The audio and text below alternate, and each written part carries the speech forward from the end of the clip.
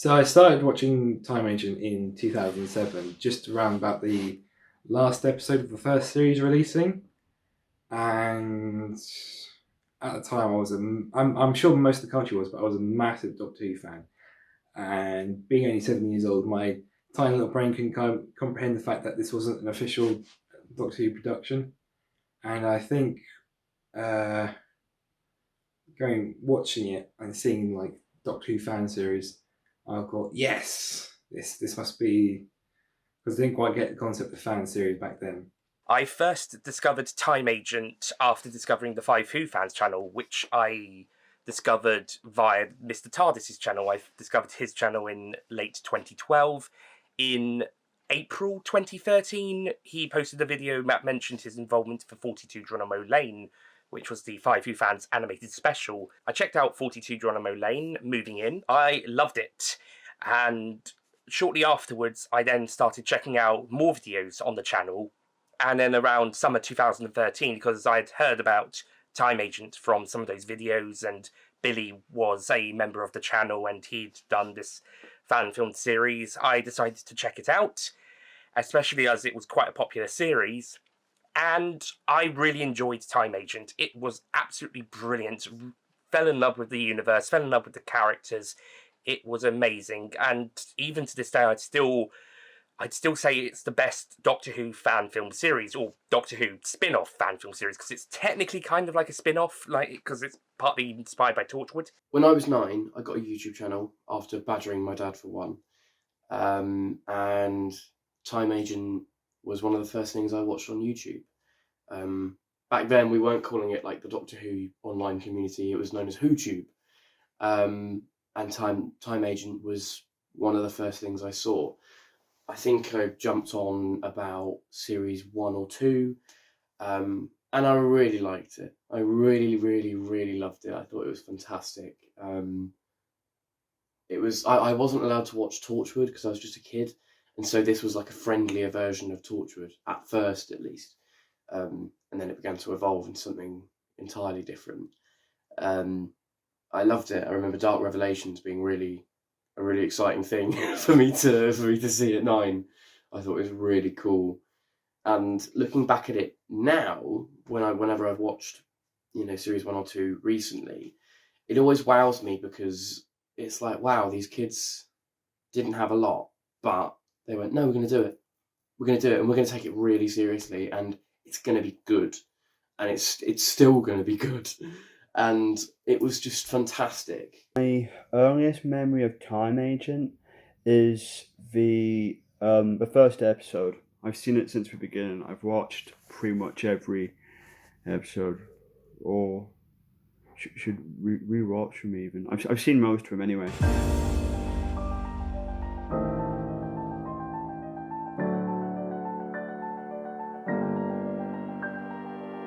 I definitely have to say my favourite character, which still remains to this day, would be Dan. I think he reminds me a lot of Data from Star Trek The Next Generation. That curiosity and naivety to the world. I think that's something not often done well, but I think Dan is a perfect example of that, especially with how the other Time Agents see these the flower aliens as pests, while he sees them as kind of friends to be made. And I think he's definitely one of my favourite characters from the series as a whole. I mean, the majority of those fans by saying that Dan the Cyborg and Agent Mortis are my favourite characters from the first 3 series, and Series 4 for Mortis as well. Dan is so funny, so likeable, so enjoyable, and fantastically played by Sebi Tracy. And he was pretty much the heart of the earlier series. And when, spoiler alert, Dan died, it felt like part of the series had been killed off, but not in a bad way, in a good way, because Series 1 and 2 and the specials were more like light-hearted fun, enjoyment, a bit of a seriousness and darkness spreaded about there, mainly in the finales and a couple of other episodes, but for the most parts, it was quite fun, enjoyable. Sarah Jane Adventures meets Torchwood-style fan film, fantastic stuff.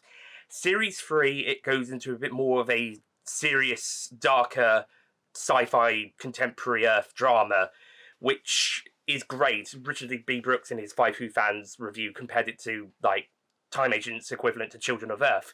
Again, still retaining some of that Sarah Jane Adventures elements in there, and it works perfectly for the series.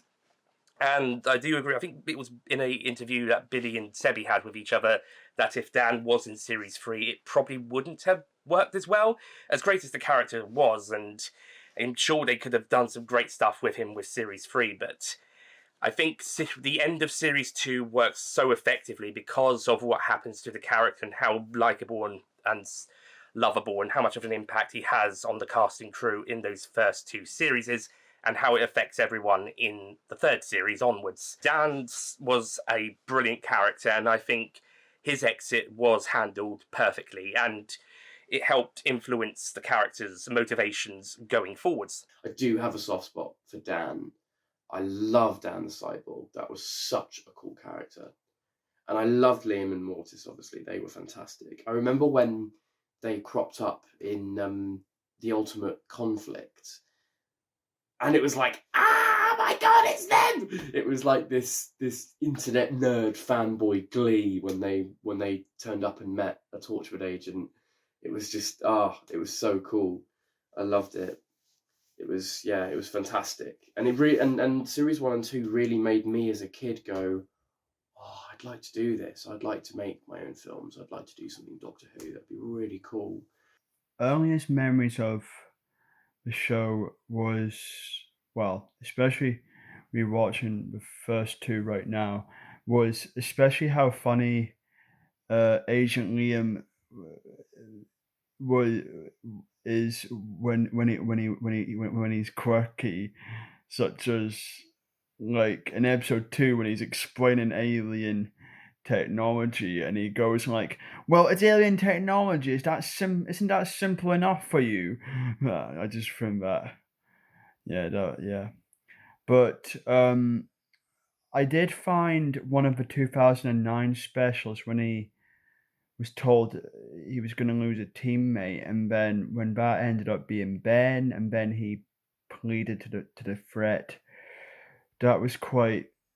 I mean, in terms of sad memories, there is that. Agent Mortis is also really good because he's like this supposed to be the darker, tougher character, but he kind of loosens up over time as well, especially after Dan's death. Because whilst Dan's death does mostly impact Agent Liam, it impacts Agent Mortis as well. And I think that helped develop his character, not just in Series 3, but to become Liam's successor as the leader of the Darkchester team in Series 4. And I think he works really well as the harder, tougher leader of that in that series compared to Liam in the earlier series for the Henlow and later Darkchester branches. But in the later series, he retains some of that humanity that may have been taken away whilst he was in the Mortis Code. And of course, his motivations in Series 1 and early Series 2 are understandable thanks to what happened in the past, some of which we see in this in the penultimate episode of Series 3. We get to see some of that, and then anything else is mentioned or we can theorize. And yeah, it kind of makes sense. He is a pretty effective villain in Series 1's finale before coming to the rescue, although it's not hugely made clear until his redemption episode midway through Series 2, where he becomes a lead character following this. And again, the musical and Nightmare Forest pretty much jump him up from like, yeah, great villain, but now he's a lead character, a bit like the Terminator.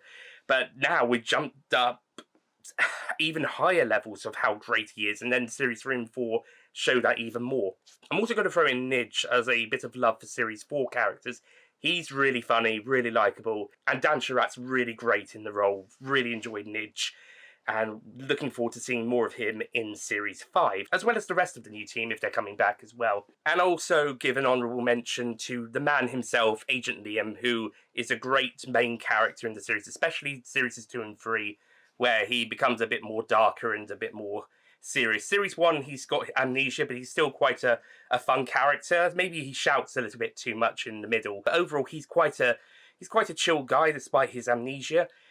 Comes the specials in Series 2, kind of gets a bit more darker and mysterious as he now remembers about his life, but he's not letting anybody in besides maybe Mortis. And then Series 3 is like, after Dan's death again, he's like, he goes far, especially in the finale, where a major development in Liam's life happens, and it'll be interesting to see where the 15th anniversary special and Series 5 picks up with this.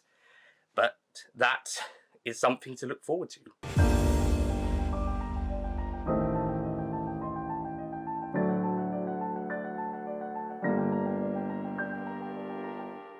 I know a lot of people are going to say it, but it's the death of Dan. God, that was so sad.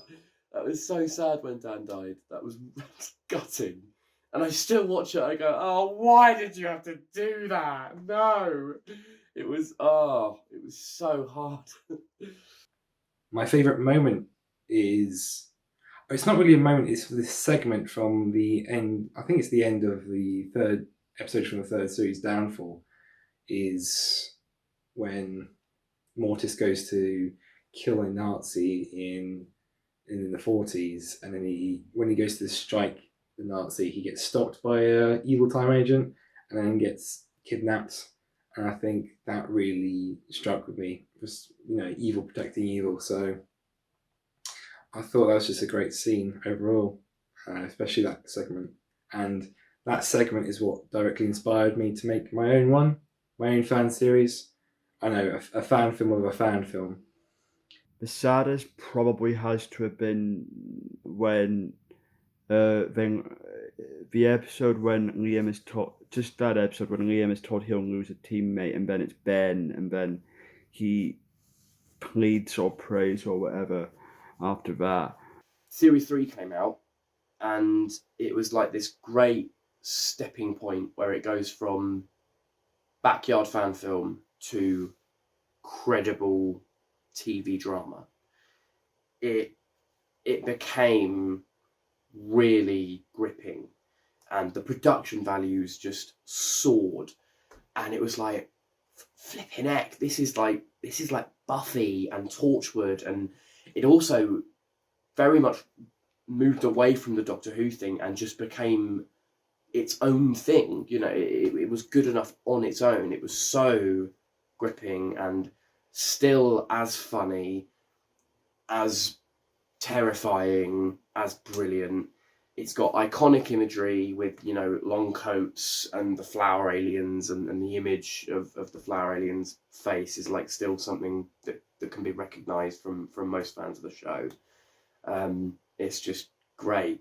And I think it was Sins of the Past and Judgment Day that, as a sort of 10 or 11-year-old, it blew my mind apart.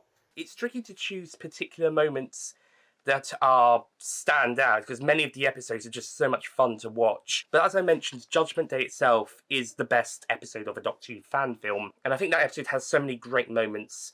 The ending is especially really strong. The last 10-15 minutes is really strong. The twists of John Granson's character, and the villain as well, played by Chris Walker-Thompson, was this smarmy, cackling, maniacal bastard, and I loved him. I thought he was fantastic. It's one of the best performances in the show. That it is really, really good, and it was just great. It was, that moment as well where the TARDIS turns up to save Liam was like, it was like a biblical moment. It was like, oh my God, this legendary figure from time and space is rescuing our hero. And obviously the series ends with, Liam's apparent death and Mortis going, I think he's still out there. And obviously Liam had said to Mortis, follow in my footsteps, which then leads us to Series 4. And obviously big gap between Series 3 and 4. But they managed to absolutely make it work. Not only did they manage to obviously match old footage, but also reshoot things. And the way that it's matched, I don't think you can really tell where the old stuff is and where the new stuff is, because it still gels so well. And it's great seeing Mortis take on, a role of authority rather than a rebellion, and seeing him, the differences between how Liam ran his team and how he ran his team. is really cool. It's also got political undertones. It's still as good, and it was so cathartic seeing the series come back. And yeah, it's still as good, as clever, as funny, as scary, as surreal. It still stands up to the rest of the series. And even though at time recording I've only seen Series 4's episodes once each, I think the ending to the finale was also really epic and really brilliant.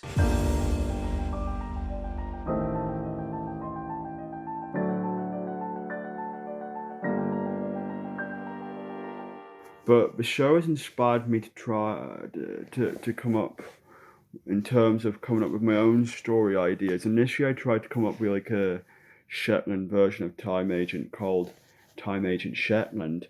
But even the story ideas I'm doing now is even making. I'm going back to those ideas in terms of the character I'm doing. I'm doing story ideas about now. Is it possible that he was a agent in his past down in the UK?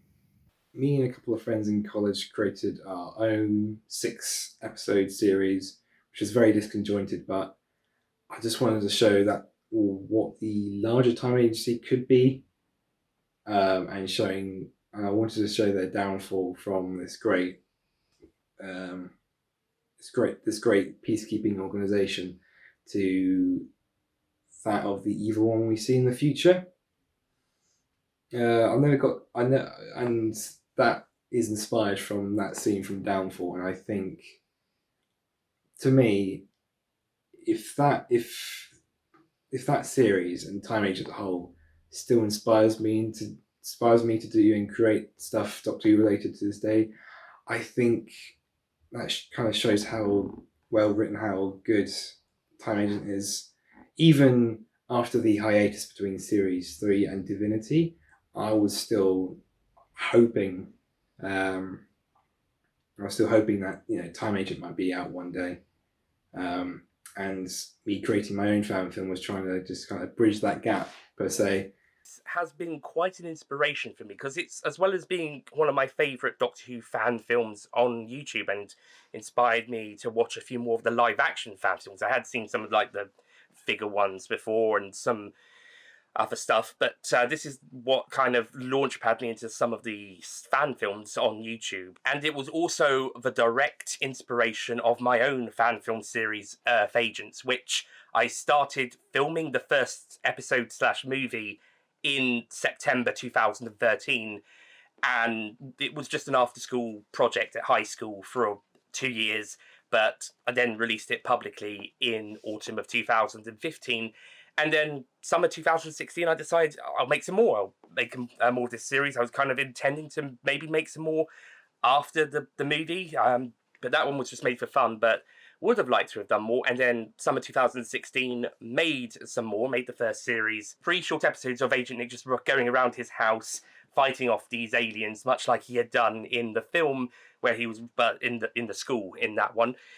And circa 2017, the series got a bit more serious. I mean, it's still part comedy, but it got a bit more serious and focused on the storylines and the threats and the characters and stuff. And Time Agent was a major factor in the creation of the series, and even a little bit of a factor in the tone of the Torchwood-esque style fan film of contemporary Earth people working for an organisation, going around fighting not just extraterrestrial threats, but also terrestrial ones as well. So human, non-human, etc. And as well as being a big inspiration for the get-go of the series, especially the first movie and then later the first series. But then it was kind of like the umbrella inspiration for the whole series as a whole. We're up to 17 episodes total over the last near 8 years since the first episode came out, and almost 10 years since production on that first one started. And it's been an incredible ride with that. And I have Time Agent to thank for the inspiration and making me think, hey, maybe I could do something like that. Like, if I'm not going to be involved in this, as much fun as that would be, as great as that would be. But if I'm not going to be involved with that, why don't I do my own series like that? And that's how Earth Agents was born, and it's been running ever since, mostly. And yeah, I owe the guys at Time Agents a lot of thanks for the series generally, but also as a inspiration for Earth Agents, as I've had so much fun making that series. Honestly, I think Time Agent is one of the best series on YouTube. It is fantastic. The fact that it went from a group of boys in long coats and rubber alien masks to a full crew and a gripping storyline with amazing VFX and production values that still hold up to this day. When I ended up, it was something that made me go, I want to work in film and TV. And that's now what I'm doing. And so actually I have Time Agent to thank for that, genuinely.